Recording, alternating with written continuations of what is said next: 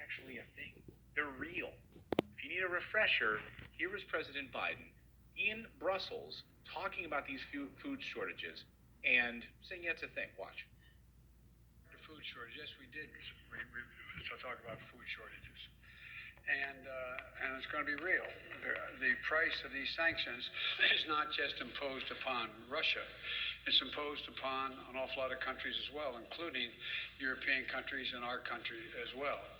And because both Russia and Ukraine have been the breadbasket of Europe in terms of wheat, for example, just to give you one example. But we had a long discussion in the G7 with both the United States, which has a significant, the third largest producer of wheat in the world, as well as Canada, which is also a major producer. And we both talked about how we could increase and disseminate more rapidly food shortages. And in addition to that, we talked about urging all the European countries and everyone else to end trade restrictions on sending limitations on sending food abroad.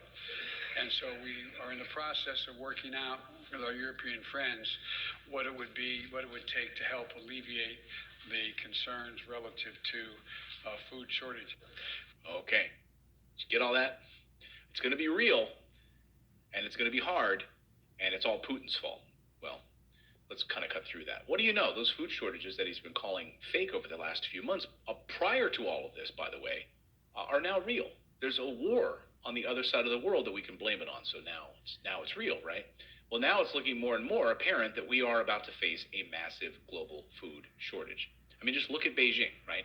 Here's Beijing. If you missed this, these are residents this week who are worried about these lockdowns, where they're freaking out, stocking up on food as quickly as they can. There's a run on grocery stores there. There are a few scary signs, guys, that this shit is about to hit the fan in a big way. So let's go through some of the reasons why this is going to get bad and in the ways in which it's unfolding. And why I should say, like, this is different than what we've been told before. Remember, back in January 2022, we saw, just a few months ago, we saw in Australia that empty supermarket shelves. Mm-hmm. They blamed it on Omicron. Then we saw, let's go through the list here. Back in September of this year, in September 2021, the United Kingdom was told that gas price spike would create a shortage of frozen food. Remember that? We covered that in the newsletter. Yes. And just a month later, we may have to ration meat ahead of Christmas. This was the big warning. You might have to ration meat due to the gas prices. And beer.